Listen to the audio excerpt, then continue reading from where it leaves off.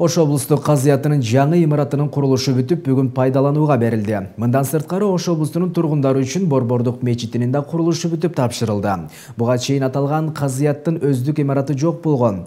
Ош облустунун тарыхында алгач ирет болуп жаткан саамалык тууралуу кийинки материалдан көрө аласыздар.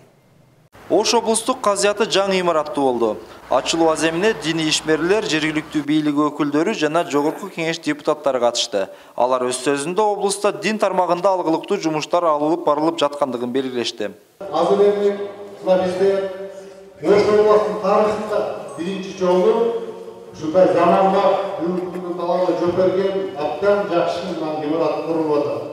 Буга чейин Ош облустук казыятынын өздүк имараты болгон эмес. Ишкана тарыхында алгач ирет курулуп жаткан имарат 3 кабаттан туруп, 20га чукул кызматкерлер эмгектене алат.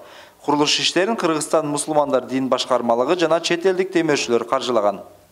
Чоң иш аракеттер, ошол эле араб өлкөсүнөн демөөрчү жана ошондой эле бул офистик 3 этаждуу имаратты жеке ишкерлер тарабынан жана ошондой эле Кыргызстан мусулмандар дин башкармалыгы Азирети муфтий тараптан да, муфтияттан дагы башында колдоо көргөзүп, анан калганы ушу жеке ишкерлер демөөрчүлөр менен бүттү буюрса.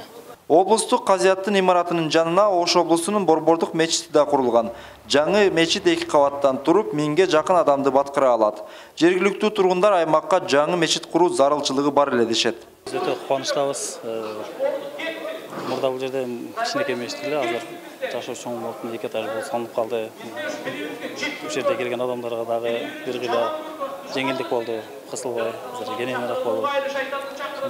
Ушул мечитти куруп берген адамдарга ыраазычылык билдиребиз. Алла ыраазы болсун. Ачылуу аземинде казыят имаратынын жана мечиттин курулушуна салым кошкондорду муфтият ардак баракча менен сыйлады. Эрмек Муратбек уулу, Зайыр Абдукеримов, Пирамида, Ош.